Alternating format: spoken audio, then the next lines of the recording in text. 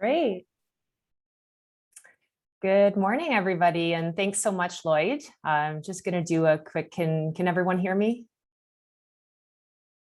Just want to double check. Yep. Okay, we're good to go. All right. Well, thanks again, Lloyd, for hosting this event this morning. Alice and I are very excited to be here. So I'll just do a quick introduction. Alice and I are the founders of Digital Magenta. My background is in strategic B2B growth, and Alice's is in data analytics and architecture. And we have spent combined 35 plus years working in the growth function at a number of tech companies before we launched our business about 5 years ago.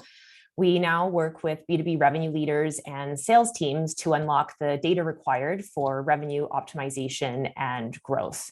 Our service offering helps companies understand what works so they can invest more into it and pull the right revenue levers.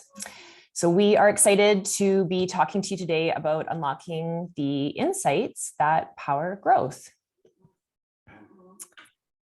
And specifically, what we're going to be walking through today is the shift to data-driven growth, some key aspects to consider if you are a company that's getting on this path, where content plays a role, and what we hope you walk away with is an understanding of why best-in-class companies are making the shift to become data-driven, what is standing in their way, and some strategies that you can apply in your own business. So this shift is already underway. Gartner predicts that by 2025, 60% of B2B sales organizations will shift from intuition-based selling to data-driven selling.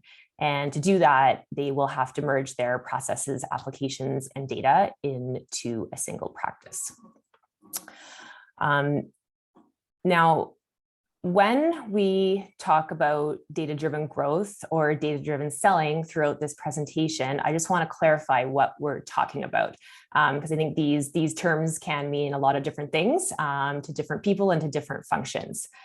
So what we are referring to is a strategy that creates repeatable success with less effort.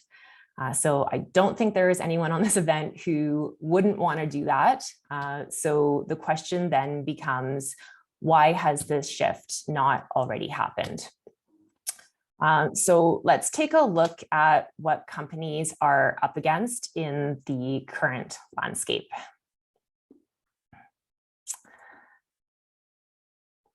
So there's one word that really sums it up, and that's complexity. As companies grow, they go through their, that initial phase of rapid growth. Their teams have grown, many unique processes have been developed, and then technology gets added to optimize usually individual functions. So at the same time, markets are changing, competition is growing, and significant amounts of data are being collected, but not the type that gives insight to inform decision-making. So what we see is a few things happen in this chasm of complexity. Inefficient operational structures emerge. Valuable information to make key growth decisions becomes trapped in various places, people's heads, on hard drives, disjointed systems, and inevitably revenue begins to leak. So let's take a closer look at how these revenue leaks show up. So the impact of these leaks is different in every company, but we have never met a company that wasn't stepping over cash in one or all of these ways. And some of the leaks are easy to identify, like A-level opportunities that the sales organization isn't following up on, or critical business intelligence being captured locally and not being shared with the team. Some of these leaks, however, happen under the line of visibility where leaders don't have a clear view. So I'm just going to walk through each leak and give you some examples of what we're seeing here. So lack of focus. We see companies investing in growth initiatives with no insights to guide their decision-making. hundreds of thousands, even millions being spent on new sales reps and marketing programs. But can you really tell where your investments are going to make the biggest revenue impact? So hiring more reps is not always a direct correlation to increased revenue, especially if you consider the ramp up time to onboard a new rep. You just really want to be sure that that the growth investments that you're making are going to help you meet or exceed your revenue targets. So manual processes. The interesting thing here is that we see companies investing in CRMs, but still managing their pipelines and processes and spreadsheets. So this is where we see deals go to die, or worse, money that you invested to create leads and opportunities. You have no way to tell when they're ready to buy, and especially in those complex B2B selling cycles. So a key thing to ask yourself here is, what happens when people leave with your spreadsheets, even your top rep? Will you have continuity in your revenue? Well, the next two work hand in hand. So siloed technology and teams. There was a company that we encountered that was investing heavily in lead generation, including a lot of content, only to find out that they already had over $2 million of qualified leads stagnating in their pipeline, which is a double leak. And this was a breakdown in not only team communication, but a flaw in how their systems were actually aligned to their process. And finally, the fifth most dreaded leak, unreliable and inaccurate data. This data is being used to make key growth decisions, set revenue targets, and forecast. And this is where you see levers being pulled more on gut feel than hard facts. So your data really should show you how all the activities that happen in your organization equate to revenue, so you can do more of what works. When you have the right data, you increase your ability to pinpoint ineffective strategies and ensure that you're getting that return on your investments that you're looking for. Now, it's interesting because we talk about revenue leaks, but it's not the only issue. Another leak we see is talent leaking. So teams, especially marketing and sales teams, they want to be set up to win. And when they don't have the right data, they're not always set up in the best possible way to show their contributions. So if they don't have the right data platform to work off of, that A-playing talent could walk out the door, and we've seen that happen many, many times. Now, when I say data platform, what I mean is not just another technology, but a way to uncover insights from the data your systems are already producing. So let's take a look at the things that you need to focus on to create a reliable data platform that plugs these leaks that we're talking about.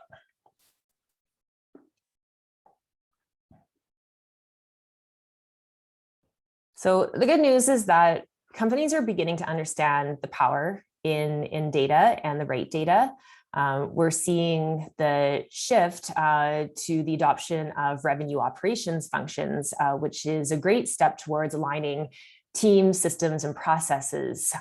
However, it doesn't necessarily solve the revenue leaks and the trapped data issue.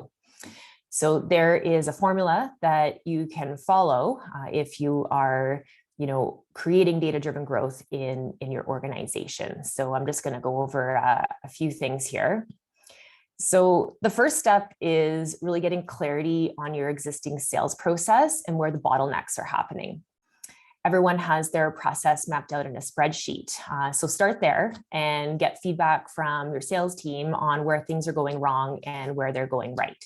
And eventually, these indicators, you'll want to be able to capture them in a data model.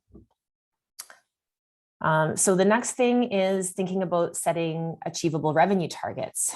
We have seen many companies pull targets out of thin air. Why do companies do this? Well, sometimes it's because they don't have the right data. Other times it's because they're painting a picture for investors. But either way, we need to make sure that teams are really set up to achieve what they're setting out to achieve. And funny little story here, we once worked in a company where a new CRO came in and arbitrarily increased the revenue goal by over $10 million. No data, no consideration for additional resources. So the result was that nobody got their bonus, and people were quite upset about the whole thing, understandably. So the next thing to think about here is capturing revenue drivers. So there are a lot of activities happening across your growth function. And this is where you want to make sure you are focusing on the right metrics. So a lot of companies focus on, for example, total meetings booked as a key sales metric, or measure activities as a whole for productivity. However, if you can't correlate key sales meetings that are required to reach revenue goals, you need to be able to to pinpoint those particular meetings that are that clear indicator that tell you ahead of time whether or not you're going to reach your destination in time. So when you understand what these are, you can invest where it makes sense. So for example, you'll know if the content you're creating is having an impact on your sales outcomes and revenue. And essentially, you'll know how much and what type of gas to put in your tank to get you to your destination. So once you're clear on those key revenue drivers, it's important to visualize them in a way where they're visible to leaders and teams so they can be integrated into daily operations. And everyone's aligned around the metrics that are actually driving your business forward. So I'm going to hand things over to Alice here, and she is going to walk us through how companies can further optimize their sales efforts with content. And she's also going to dive deeper into how all of these things on this slide work. Thank you, Jennifer. Good morning, everyone. So once we have this type of clarity in your sales process, it builds you to, optimize and effectively leverage your content more impactfully. Oops, I went backwards. 1 minute, guys. So we all know content is a key revenue driver, considering 60% of the buying process actually happens before ever talking to a salesperson. So from here, what we're going to be focusing on is content that drives and influences revenue. And we're just going to talk about how to do just that. Right? These three listed here are like the most important to focus on from our perspective. One is getting your ideal customer profile clarity. So what that allows you to do is not just measure the success of your content efforts, are you getting the right engagement? Are you eventually getting sales meetings from your intended audience as a result? It helps you to measure the effort much more crystal clear. Not just that, when this is built in properly with your tech stack, it also allows you to accelerate the lead handoff between your teams in a much more timely manner. Again, we all know that it's crucial when we're trying to get a meeting at the end of the day. And the next one is customer lifecycle visibility. So again, this is very common, but just to take a step back and kind of define what that is how a lead progresses from being a prospect to a lead, marketing qualified, be it, or sales qualified, or becomes an opportunity and being a customer. That lead progression is really the customer lifecycle visibility. Why is this super important?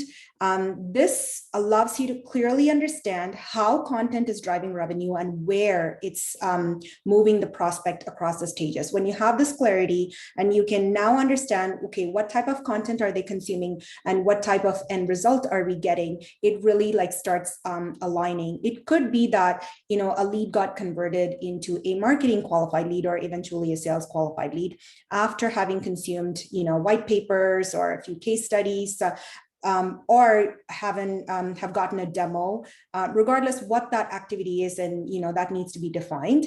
Or it could be clear how it is helping the sales team to revive dead opportunities in their sales process. When you have the life cycle visibility of where a prospect is at each stage, it really starts becoming clear where content is playing a role. Regardless, when you have that visibility, your team now has a superpower to leverage right content at the right time to accelerate selling.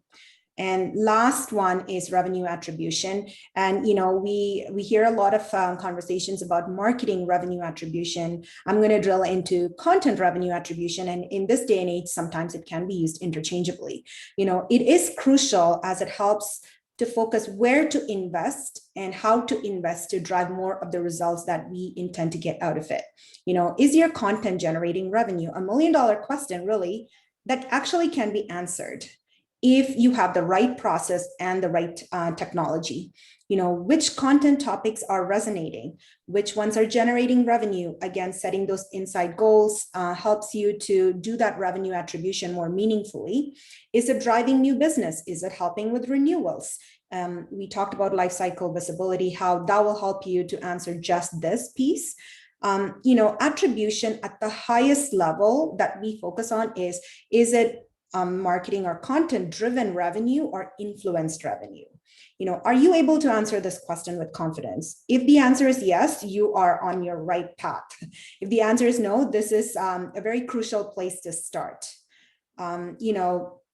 Again, having talked about this, we'll go into a very tangible story where I do not know why I do this go reverse. Tangible story, how a digital services company transitioned to data-driven growth and actually doubled their revenue. We're just going to share a few steps of what were the key steps that they took in that journey to get here, right? One of the first things that they did was get very clear with their ideal customer profile. They did not actually stop there. They also got really clear with who the decision makers are. So having that top layer of visibility, now they kind of started layering in the customer lifecycle visibility. How did leads progress in the customer lifecycle? This is, again, a very crucial step. Without this, it is quite difficult to paint the picture beyond engagement. Step 3, they zoned into the key revenue drivers that Jennifer talked about. It doesn't actually stop with sales meetings. It also, eventually goes into content and, across the growth function. So they started with understanding what are those key sales meetings, and then they started layering in content. So step 4, now they had all the visibility and the insights that they needed to start refining their content and getting their goals very clear. So now they were able to, access the right insights to see, is it getting the right engagement? Is it getting us the sales meetings that we wanted at the end? At which point are we able to get a sales meeting? The entire team, including marketing and sales, like the entire growth function, had visibility into how leads progressed and what were the triggers. All this information was also captured in the form of sales intelligence and notified the sales team automatically. So, that interaction helped them to revive opportunities that were lost or dead in the sales process. So once again, once they zoned into the key activities and content that generated revenue, it became clear to them on what is that repeatable process that they need to zone in. So now it was repeatable, and the sales team also started using content effectively, again, like we talked about, to engage lost prospects. So again, it seems like simple 5 steps, but these are tangible steps this company took, and they did double their revenue. The one key piece of advice that we have here is, if you are investing heavily in content marketing, make sure you have the systems in place to track attribution at a contact level.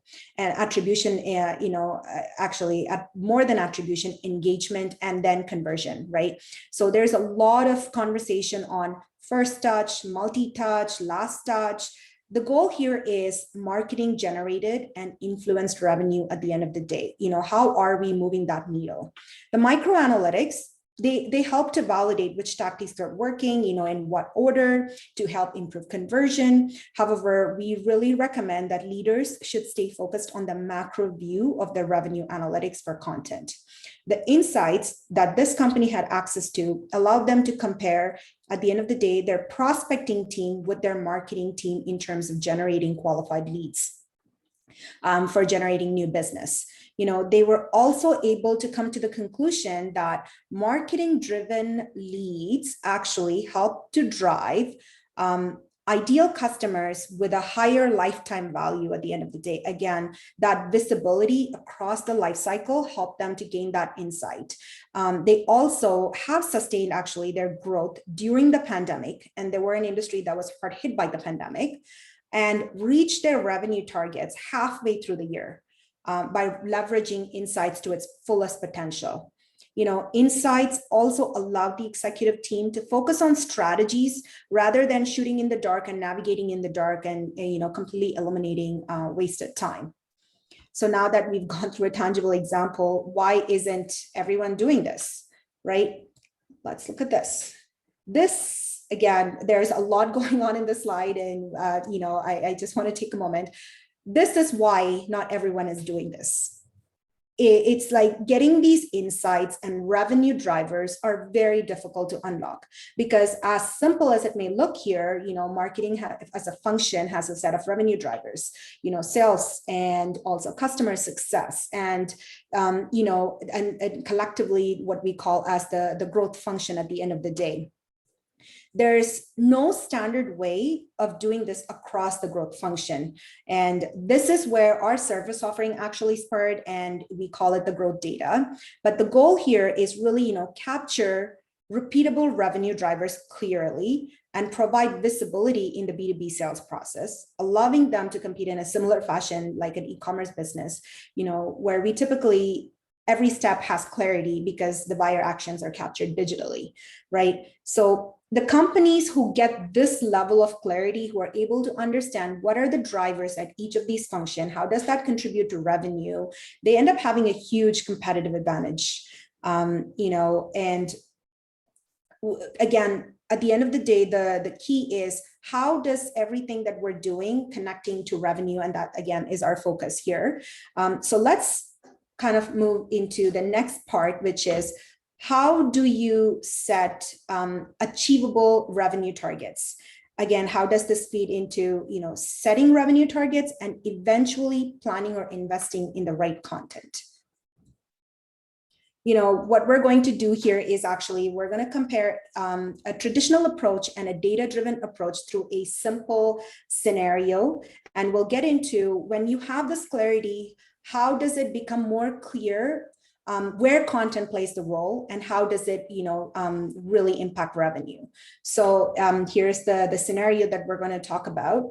The revenue goal here is 10 million. Let's say their current where they're trending is 6 million. Now they are have been asked to increase it by 4 million, and let's just say they have 2 sales reps and they are bringing in 3 million each. Again, like a very simple scenario. Let's go into the traditional way, right? Here's the traditional approach. And, the traditional approach is, okay, I need more revenue, and we're going to add another sales rep, which is not bad, but here's the outcome. There is 6 to 8 months typical ramp up time. It may be possible to reach 9 million in the following year, and it doesn't paint the full picture of the growth function and how content and marketing plays a role in this, entire growth function in contributing to revenue. And let's compare it with a more data-driven approach. So again, same scenario. The only difference is we go in to break down the goal. So, okay, well, to reach that the 10 million in revenue, additional 4 million, what does that breakdown look like? So that looks like we need 10 customers in this scenario, and we need to have an understanding of what the average deal size is. And in this case, let's just assume it's 1 million each. So from there, you start working backwards to say, okay, Well, let's talk about a key sales driver, key sales revenue driver, and it could be like a scoping meeting at the end of the day, or and it's different for different businesses. It could be a scoping meeting, and we've seen clients call it as needs analysis meetings or strategy. Regardless of what that key initial meeting is, having that understanding and understanding the win rate, now you're going to be able to narrow it down to, okay, I need to have minimum 20 meetings this year to be able to reach this revenue target and this very specific type of meeting. And can our reps in the current state handle that type of meeting? And the end result, the goal becomes, okay, let's all aim to get the 20 scoping meetings. So what that does is, now that goal is clear, the revenue goal is broken down. And now everyone starts thinking about, okay, well, how do we get those meetings? Is it through content? Is it the prospecting team? How are we generating these meetings, right? And everything plays a role. It becomes really clear how and where to plan and invest in the right resources to, at the end of the day, collectively as a growth function, end up generating the required meetings. There's a significantly higher chance in reaching the revenue goals in the same year. And, a common side effect that we find is teams are pleasantly surprised with the capacity of their existing sales teams when this happens. And again, what this allows you to do is significantly higher chance of winning and repeating your success.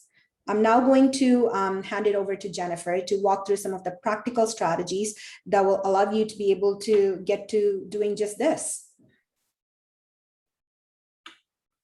Awesome. Thanks, Alice. So a few things that you really can start thinking about if you are thinking about innovative growth strategies and thinking about getting on the road to data-driven growth. So, analyze your existing processes so you can identify the leaks and the gaps in your selling and revenue process. It's a really good place to start. Plan for the right technology, but just remember that technology equals data. It doesn't equal insights. So again, thinking about how to capture those repeatable drivers in a data model. On this technology front, more technology, doesn't also equate to better data. It just equates to more data. So again, making sure that you have the right systems in place that are going to give you the right level of data and that you can lie a data model underneath. Really thinking about creating that data first culture and mindset in your organization. Some organizations, really naturally have this, and others actually it is quite a shift. So, thinking about increasing the digital skill sets of employees and thinking about, how do decisions get made, right? Do they get made based on data? That is a culture and a mindset to be thinking data driven. So there's a few things that you can think about to get started. And this is the type of work that we do with our clients. And just in closing, what we wanted to do is offer you an opportunity to apply for a strategy session. So if you're looking to shift your business and get on this path to data-driven growth, we can have a call and a workshop, a high-level plan on how you can start plugging your leaks and uncovering those unique revenue drivers. So I'll pop a link into the chat. And if you'd like to talk further about this, fill out the form. And we'd also love to connect with you on LinkedIn. You can find us on LinkedIn. And we'd like to thank everyone for attending our presentation today. And again, thanks to Lloyd for setting this up. And if there are any questions, we can definitely spend a couple of minutes answering those. Great, thank you, Jennifer and Alice. If you have any questions, sorry, let me move my microphone over here. If you have any questions, please use the Q&A functionality in Zoom. I'll be paying attention. So one thing I'd love for you to address a little bit more is for earlier stage businesses or companies that do not have a strong analytics, a strong data science built into their infrastructure yet? How do they get started? What are some of the first steps they should take to be able to make better sense of data? For sure, that's actually a really great question, Lloyd. It kind of like starts with the choose the right technology for, especially if you're early stage and you are already investing or using content as an effective tool. Look for the right technology that helps you to connect that engagement, especially for a B2B buyer. That's key.